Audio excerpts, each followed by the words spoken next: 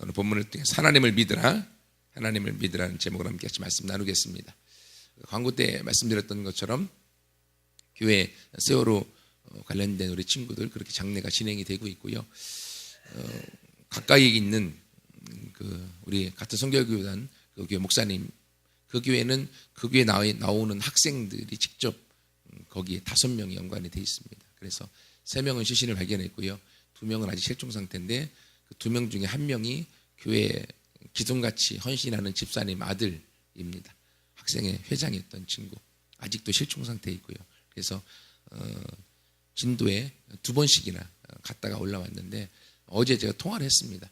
통화를 하면서 얘기를 들어보니까 오늘이 세월호 사건이 터진 지 만 11일이 지나고 12일째 넘어가고 있습니다. 처음에 실종자들 부모들이 와서 어떤 마음이겠어요? 내 자녀들 빨리 살려달라고. 이것이 그들의 소원이었습니다. 근데 이것이 4일, 5일 지나가니까 그 소원이 바뀌었어요.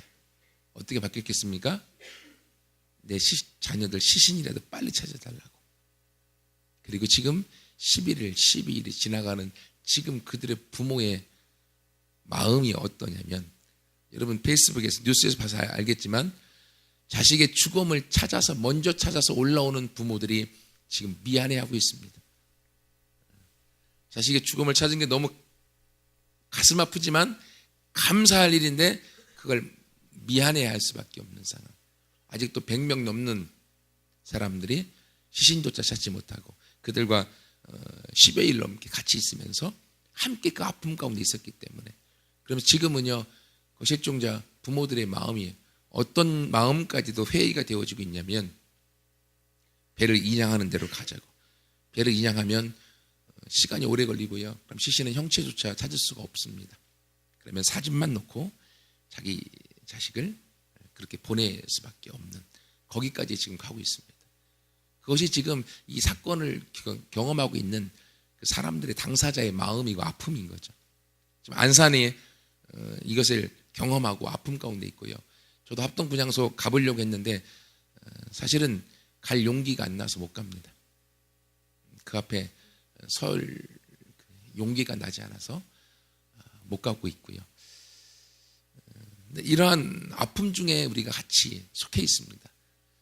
어려움 중에 있고요. 근데 이것을 보면서 며칠 됐는가요? 인터넷에 그 추모를 위한 그 노란색 리본, 그것이 한참 문제가 됐었죠. 지금도 막 문제가 되고 있거든요. 기독교에서 일부에서 그것이 갖고 있는 의미가 처음에 나비를 뜻한다 해서, 나비는 무속신앙에서 영혼을 불러낼 때 쓰는 도구이기 때문에 그것은 기독교에서 쓰면 안 된다라고 막 올라왔습니다. 또는 그 다음에 나중에는 이 노란색이, 성황당에 가면 노란색이 띠들이 막 이렇게 있잖아요. 그 그림하고 연관해서 이건 이쪽 다른 무속신앙에서 쓰는 거기 때문에 사용하면 안 된다라고 막 그렇게 하면서 기독교 안에서도 파벌이 분열되어지고, 그리고 그 모습들 때문에 슬픔을 당한 사람들과 전 국민이 함께 아파하고 있는데 그들을 향하여 질타하는, 기독교가 또 욕을 먹는 사건으로 지금 전락이 되어지고 있습니다. 여러분, 그 모습이 저는 보면서 제 개인적인 생각은요, 모르겠어요. 성도님들 생각이 다를 수도 있겠지만 제 개인적인 생각, 그걸 보면서 너무 가슴이 아팠어요. 그리고 우리가 경찰들이나 또는 이 세월호 사건의 어떤 문제를 해결해 나가는 것들을 보면서 너무 탁상공론이다, 현실감이 너무 없다, 막 우리가 그런 말 하잖아요. 근데 저는 노란 리본에 대한 이야기를 들으면서 진짜 탁상공론이다. 왜냐하면 그 사건이 터진 거기 그 문제를 제기한 그분들에게는요, 이 아픔이 있는 사람들이 없습니다. 아픔 가운데 있는 사람들이 없다는 거예요. 그리고 그들은 너무 무지합니다. 왜 그런지 아세요? 여러분, 나비가 우리나라에서 무속신앙에서 영혼을 불러낸 데 썼다고 하는데요, 기독교 전통에서는 그 나비가 부활을 의미하는 데 사용하는 심벌로 쓰이고 있습니다. 아직까지도요. 외국에서도. 근데 한국에서는 그게 쓰이지 않는다고, 한국의 무속신앙에서 나비가 영혼을 불러낸 데 썼기 때문에 그것들을 사용하면 안 된다. 또 성황당에서 노란색 띠를 사용하고 있는데 이것이 그것을 의미하기 때문에 쓰면 안 된다. 아니, 그러면 무속신앙에서 사용하는 모든 도구들을 다 안 써야겠네요. 점칠 때 쌀 가지고도 쓰는데 쌀 먹으면 안 되겠네요. 의미 자체를 너무 편협하고 너무 생각이 없이 사용하는 부분들을 보게 되어집니다. 그럼 제 혼자 스스로 생각을 해봤어요. 만약에 예수님이 지금 이 시대에 오셨다고 하면 예수님은 어떻게 행동하셨을까? 그 노란 리본 추모의 물결을 향하여서 돌멩이를 던지면서 반대하셨을까? 아니면 그 아픔 가운데 있는 그 사람들에게 가서 함께 그들을 안고 울고 계실까? 어떻게 하셨을까요? 저는 100% 그들 가운데 들어가 예수님은 함께 아파하면서 울고 계실 거예요. 이것이 탁상공론과 사람이 있는가, 사람에 대한 생각이 있는가 없는가에 대한 차이라고 생각이 되어집니다. 이 모습들을 쭉 보면서 그러면서 제 안에서 하나님 무엇을 말씀을 나눠야 될까요? 무엇을 설교해야 될까요? 라는 그것이 고민이었습니다. 그러면서 하나님의 오늘의 말씀, 아까 이우민 전사님 노래 그리 아니하시리라 찬양하면서 그 한 장로님의 글 저도 읽었거든요. 그것을 봤지만 오늘 성경에서 그 근거들을 찾다가 오늘 그리 아니하실지라는 찬양이 나오게 된 근거인 오늘 다니엘의 세 친구의 이야기를 하나님이 보게 하셨고요. 이 부분이 제 안에 하나님에 대한 믿음에 대한 부분들을 생각하게 만드셨습니다. 여러분, 우리가 정말로 믿음이 필요할 때가 언제일까요? 정말로 믿음이 필요할 때가. 평상시 일상시 때 믿음이 필요할까요? 그때도 필요하겠죠. 하지만 그때는 믿음이 없어도 살 수가 있습니다. 정말로 믿음이 필요할 때는 위기의 때입니다. 정말로 믿음이 필요할 때는 아플 때입니다. 정말로 믿음이 필요할 때는 문제의 때입니다. 결국 한국과 지금 안산의 땅과 우리에게 정말로 필요한 것은 내 안에 있는 믿음이 필요한 시기입니다. 그러면 내가 믿는 믿음이 어떤 믿음일까? 내가 무엇을 믿고 있는가? 한번 점검해 볼 필요가 있다고 하는 거죠. 오늘 본문에 보면 이스라엘 백성이 나라가 망하고 바벨론에 포로 잡혀갔습니다. 거기에 왕이 있습니다. 이 시대의 왕은요, 곧 신과 동일 인물입니다. 그러니까 왕이 신상을 만들어 놓고 신상에 절을 하게 만들었습니다. 그리고 왕의 신들을 섬기게 만들었어요. 근데 그 중에 포로로 잡혀와서 그 정부에, 오늘날인 정부죠, 거기에 들어가서 일하고 있는 지방 관료들인 다니엘의 세 친구 사드락, 메삭, 아벳느고가 결코 절하지 않는 거예요. 그러니 이것들이 포로로 잡혀온 민족인데, 쉽게 얘기하면요, 우리 친구들 좋아하는 기황후야. 예, 그 나라 출신도 아니고 공료로 잡혀온 것이 지금 나라의 지금 핵심 요직에 있으니 그 나라 사람들은 좋아하겠어요? 싫어하겠어요? 당연히 싫어하죠. 어떻게든 기황으로 제거하려고 하는 것처럼 지금 사드락, 메삭, 아벳느고를 제거하려고 하는 거예요. 그러니까 왕의 신상에 결코 절하지 않는 것을 왕에게 고발합니다. 고발했더니만 왕의 뚜껑이 열렸어요. 잡아와라. 지금 잡아와서 지금 앞에 놓고 지금 얘기하는 거예요. 너희들이 내 신상에 절하지 않고 나의 신을 섬기지 않는다고 들었다. 근데 한 번 더 기회를 줄게. 지금이라도 너희가 내 신상에 절하고 나에게 절하면 내가 너희를 살려주겠다. 하지만 절하지 않으면 내가 너를 지금 풀무불, 엄청난 뜨거운 불이 있는데 이 불에 당장 집어넣겠다. 선택해라. 지금 이 상황입니다. 우리나라 지금 터져 있는 이 문제와도 같은 맥락이라고 볼 수가 있습니다. 그때 이 친구들이 보여주었던 믿음이 세 가지가 있습니다. 세 가지 믿음을 우리가 함께 같이 본받고 따라가기를 원합니다. 첫 번째 믿음은 뭐였는가 하면 17절 상반절입니다. 왕이여, 우리가 섬기는 하나님이 계시다면 우리를 맹렬히 타는 풀무불 가운데서도 능히 건져내십니다. 첫 번째는요, 내 위기에서부터, 문제로부터 나를 건져내실 하나님의 능력에 대한 믿음이 있었습니다. 이것이 우리가 가져야 될 첫 번째 믿음이에요. 여러분, 살아계신 하나님께서 나를 사랑하시고 내 인생을 축복해 주시며 나를 가장 좋은 길로 인도하실 것에 대한 믿음이 없으면 우리가 어떻게 하나님을 믿을 수 있겠습니까? 여러분의 부모님이 여러분의 자녀들인 여러분을 향하여 전적으로 사랑하고 나를 향하여 희생하며 나를 향하여 모든 것을 헌신한다고 하는 믿음이 없으면 어떻게 집에 붙어 있겠습니까? 우리 하나님은 우리의 부모의 모습이잖아요. 그 하나님 우리 가운데 가장 좋은 걸 주기 원하시는 하나님이시고 그 일들을 실제로 주고 오셨고 그 일들을 지금도 행하고 계시는 하나님이십니다. 하나님은 말씀 위에 일하시는 분이고 약속을 통해 일하시는 분이십니다. 우리가 겨자씨만한 자그마한 믿음이 있어도 우리가 이 산을 바다에 던지라라고 명하면 하나님이 그대로 행하겠다라고 말씀하셨어요. 너희가 믿고 구하는 것은 받은 줄로 믿으라. 그러면 너에게 그대로 되리라.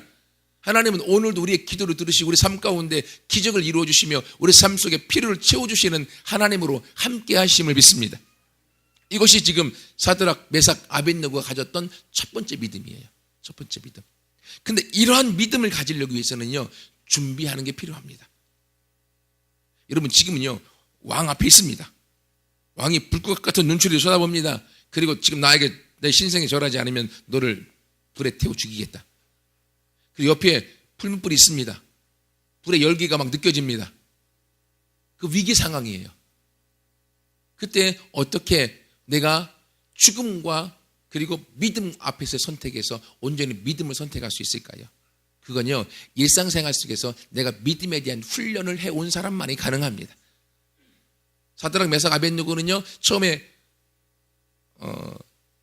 그 지방 관료로 선택하기 전에도요, 3년 동안 왕이 주는요, 포도주와 고기를 먹게 만들었습니다. 하지만요, 그것이 하나님 보기에 좋지 않기 때문에 그들은 고기와 포도주를 먹지 않고 그들은 야채만 먹겠다고 결정합니다. 그리고 자기들 관리하는 사람에게 이야기합니다. 그리고 3년 뒤에 우리의 모습이 다른 친구들, 고기 먹은 친구들보다 몰골이 별로 안 좋으면 우리 선택하지 말라고 합의를 합니다. 합의하에서요, 그들이 3년 동안 고기도 먹지 않았습니다. 그들은 야채만 먹었습니다. 하지만 그들의 외모가 더 빛나고 출중하도록 하나님이 만드셨습니다. 그들은 일상생활 가운데 하나님 앞에 예배하며 기도하며 하나님을 섬기는 것이 훈련되었던 친구들이에요. 평상시에. 그랬더니만 그들이 오늘 죽음 앞에서도 그들은 하나님의 능력을 믿고 하나님의 능력을 신뢰하는 삶으로 살아가게 되어지는 것입니다. 여러분, 평상시에 믿음에 대한 훈련이 있는 사람이 위기 때에 믿음으로 승리를 할 수 있습니다. 평상시에 믿음으로 훈련하는 것을 게을리하는 사람은 위기의 때에 믿음의 능력을 부인하게 되어집니다. 이것이 우리의 모습이라는 거예요. 여러분, 군대 가면 언제 훈련하는지 아세요? 우리 학생들은 모르겠지만 어르신들 알죠? 군대 가면 훈련을 언제 합니까? 전쟁 나면 훈련하나요? 아니죠. 전쟁 나기 전에 평상시에 열심히 훈련해 놓습니다. 왜 그렇습니까? 전쟁이 나면 훈련된 만큼의 위기관리 능력이 나와서 전쟁의 실전에 가서 훈련의 몸에 밴 만큼 내가 실전에 싸울 수가 있기 때문에. 근데 훈련 받을 때요, 열심히 훈련하지 않고 게을리한 사람들은요, 전쟁 나가면 어떻게 합니까? 그들은 무서워서요, 전쟁에 제대로 싸우지도 못합니다. 여러분, 우리가 전쟁 영화 보면 막 이렇게 총 갖고 막 적군에게 막 쏘고 그리고 조준해서 쏘고 하고 막 하잖아요. 아니에요. 실제 갔다 오신 분들, 제가 어떤 분 얘기 들었더니 전쟁 나면요, 내가 몸을 위로 내놓으면 적군한테 총 맞아 죽을 수 있으니까 어떻게 하는지 아세요? 몸은 흙 속에 숨어 있고요, 총만 위로 올려갖고 이러고 쏘아요. 사람 보이나 안 보나? 필요 없어요. 그냥 총만 쏘면 돼요. 사람이 보이고 안 보이고 관계없어요. 왜? 총알 맞아도 손밖에 안 맞으니까. 나는 살 수 있잖아요. 그러니까 총만 위로 놓고. 왜? 훈련이 안 돼 있어서. 여러분, 신앙도 믿음도 마찬가지입니다. 내가 일상생활에 평상시에 믿음에 대한 훈련이 있는 사람들은요, 하나님이 위기에 따에 그 믿음으로 승리하는 길로 나아가도록 만드시는 거예요.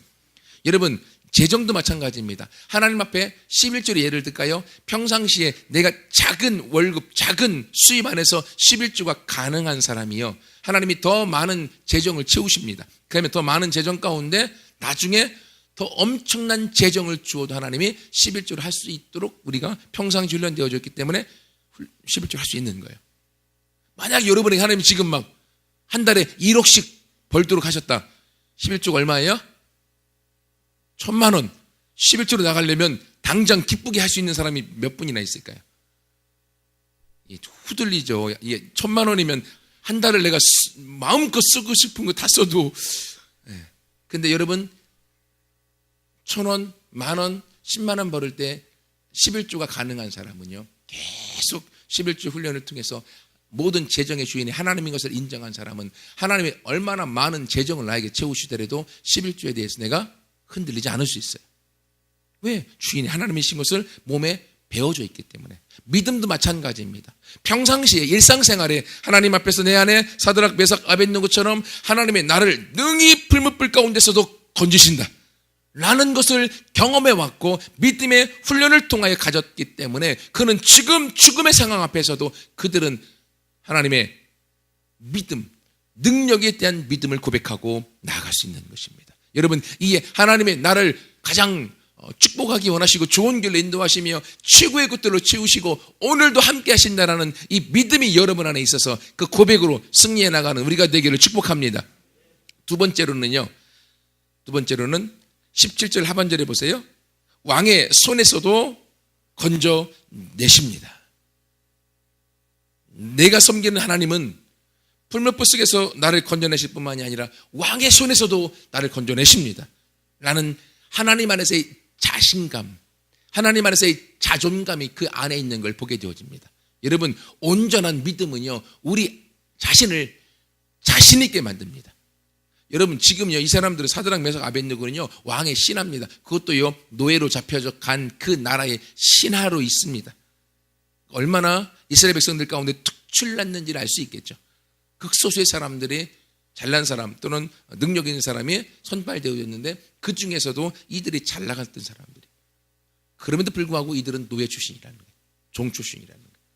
그런데 그 황제, 자신의 나라를 완전히 망가뜨려 멸망시킨 그 나라의 느부갓네살 황제, 왕 앞에서 이들은 나의 섬기는 하나님은 왕의 손에서도 나를 건져내십니다. 라는 자신감의 사람, 하나님의 믿음이 그 안에 있을 때 그들은 당당히 나아가는 믿음의 사람으로 바뀌어져 간다는 거예요. 여러분, 이것이 하나님이 저에게 주는 믿음의 선물인 줄 믿습니다. 여러분, 우리가 누구 앞에 가도요 당당할 수 있습니다. 저 자신을 보면요, 제가 말씀드렸죠. 제가 상처와 약점이 많았던 사람이었습니다. 그렇기 때문에요 항상 의기소침했습니다. 항상. 그래서 사람들 앞에서 이렇게 말하는 것도 못했고요, 거의 숨어 있다시피 혼자 지내는 것 좋아했던 사람입니다.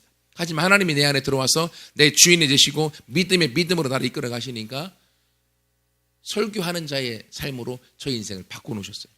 그리고 어디에 가도 당당할 수 있는 사람의 마음 자세를 갖도록 만드셨어요. 왜? 내 안에 계신 주님이 세상에 있는 그 누구보다 크심을 알게 하셨기 때문에.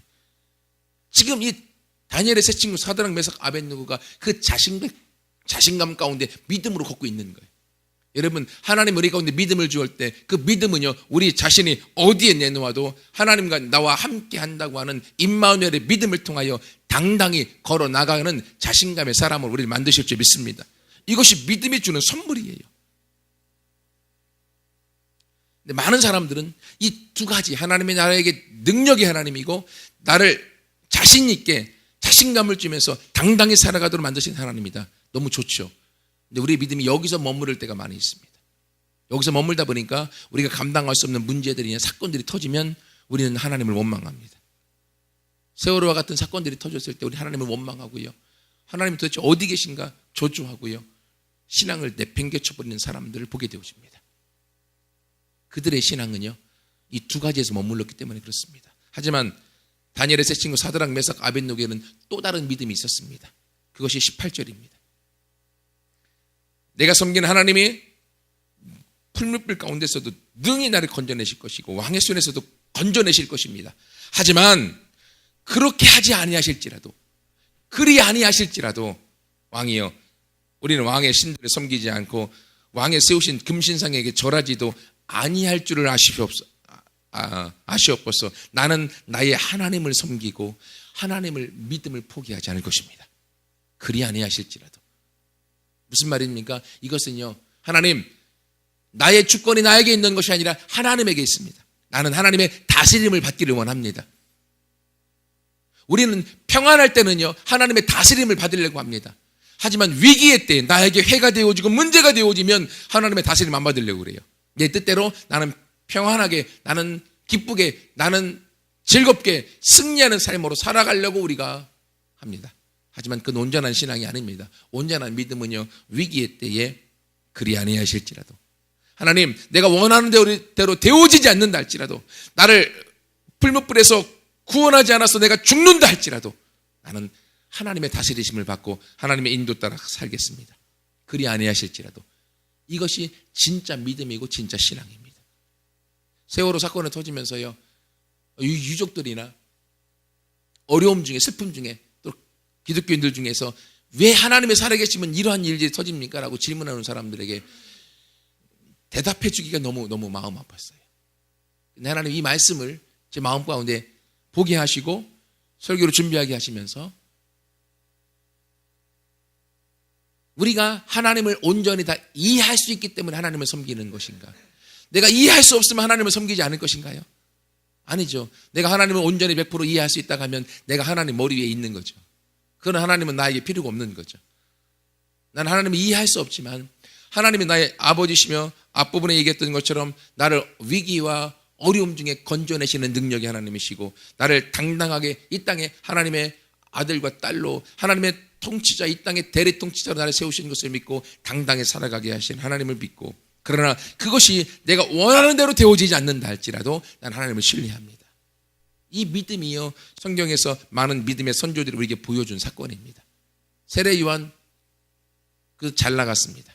예수님 오시기 전에 수많은 무리들이 세례 요한을 따라다녔습니다. 그것이, 그리고 세례 요한을 향하여 많은 사람들이 당신이 메시아입니까? 질문해 왔습니다. 세례 요한 뭐라고 말했습니까? 나는 메시아가 아니다. 내 뒤에 오시는 이가 메시아고 나는 그의 신발끈을 풀기도 감당할 수 없다. 그렇게 잘 나갔던 세례 요한, 그의 마지막이 어떻습니까? 이해할 수 없습니다. 헤롯 왕의 잘못 비리를 한번 이야기한 것으로 옥에 갇혔다가 모함이죠. 모함과 그 왕비의 그 사악함에 의하여서 그 자리에서 목배임을 당하여 죽어버립니다. 이해할 수 없어요. 하지만 하나님의 세례 요한을 통해 이 땅에서 이루고자 하셨던 일들은 이루셨습니다. 예수님은 어떻습니까? 예수님 이 땅에 구원자로 오셨습니다. 이 땅을 통치할 왕으로 오셨습니다. 그 수많은 이스라엘 백성들이 예수님을 메시아로 인정했습니다. 근데 그들이 원했던 메시아는요, 진짜 왕이 돼서 이 땅을 통치할 능력의 왕으로 인정했어요. 그건 그들이 생각했던 메시아였습니다. 하지만 하나님은 그리 아니하셨습니다. 그 예수님을 십자가에 못 박혀 피 흘려 죽음으로 말미암아 모든 죄악 가운데 죽을 사람들의 죄악을 대신 감당하고 그 예수님이 죽음 위에 부활하여서 기독교를 죽음의 종교가 아닌 생명의 종교, 사람을 살리는 종교, 살아있는 종교로 만들기 위한 하나님의 계획이 있었습니다. 그리고 예수님이 죽음 위에 3일 만에 부활하시고 지금 부활로 첫 주일을 맞이하고 있는, 우리는 이해할 수 없습니다. 예수님이 왜 그렇게 십자가에 죽어야만 되는지. 하지만 하나님은 그 안에 의미가 있습니다. 하나님의 뜻이 있습니다. 계획이 있습니다. 우리는 이해할 수 없지만 우리가 하나님을 신뢰합니다. 하나님을 믿습니다. 그 하나님에 대한 믿음이 저와 여러분을 예수님을 통해 구원하셨고 우리의 인생을 하나님이 또다시 인도함으로 하나님의 축복 속에 살아가게 만드실 것을 믿습니다. 여러분, 바로 그리 아니하실지라도의 믿음이 우리가 가져야 될 지금의 믿음입니다. 세월을 통해서 정말로 너무 젊은 친구들이 너무나 많이 한꺼번에 죽어갔습니다. 무슨 말을 할 수 있을까요? 무슨 말로 위로할까요? 말을 할 수 없는 상황입니다. 같이 그냥 울어줘야만 되고요. 같이 있어줄 수밖에 없는. 그럼에도 불구하고 우리가 하나님, 이런 사건이 왜 터졌을까요? 이해할 수 없습니다. 하지만 하나님이 그 일을 터뜨린 게 아니잖아요. 사고일 수도 있고 지금 얘기하는 것처럼 인재일 수도 있습니다. 아무튼 이런 상황 가운데 하나님은 그럼에도 불구하고 그리 아니하실지라도 처음에 나온 생존자 외에 또 다른 생존자가 나오기 원했는데 12일이 지나면서도 한 사람도 구해내지 못하는 상황을 보면서 가슴 아파하지만 그리 아니하실지라도 하나님의 계획하심과 일하심 가운데 하나님이 또 다른 것들을 우리 가운데 인도하실 것에 대한 믿음이 있기에 우리는 하나님 앞에서 묵묵히 함께 기도함으로 걸어갈 수가 있는 것입니다. 여러분, 여러분의 삶 속에서는 어떻습니까? 우리의 삶 속에서 항상 앞에 두 가지만 있기를 원해요. 능력의 하나님을 통해 기적을 맛보기 원하고요, 하나님 때문에 내 안에 당당함과 자존감 가운데 나가기 원합니다. 그리 아니하실 줄 아는 다 없기를 원해요. 하지만 그리 아니하실 줄 아는 믿음이 있을 때 바로 그 사람을 하나님이 전 세계 가운데 가장 높은 곳으로 일으켜 세우시는 줄 믿습니다. 그리 아니하실 줄 아는 믿음이 있는 사람이 진짜 믿음이 있는 사람이고요. 그 믿음이 진짜 주님이 그 사람의 주인에 대한 고백인 것이죠. 아까 이유민 전사님이 얘기했던 그 장로님, 자기 자녀가 죽었습니다. 그럼에도 불구하고 감사하는 글, 너무 아파하는 가운데 고백합니다. 왜? 그리 아니하실지라도 하나님을 믿기 때문에. 그리고 또 그들에게는 천국에서 다시 만날 소망이 있기 때문에. 이것이 우리가 가져야 될, 오늘 우리 현장에서 우리가 가져야 될 하나님에 대한 믿음. 그리 아니하실지라도 하나님을 믿고 함께 같이 걸어나감으로 우리 삶 속에 모든 것을 합력하여 선을 이루시고 모든 것을 합력하여 가장 좋은 길로 인도하시는 하나님을 믿음으로 같이 걸어나가는 우리 모두가 되기를 축복합니다. 기도하겠습니다.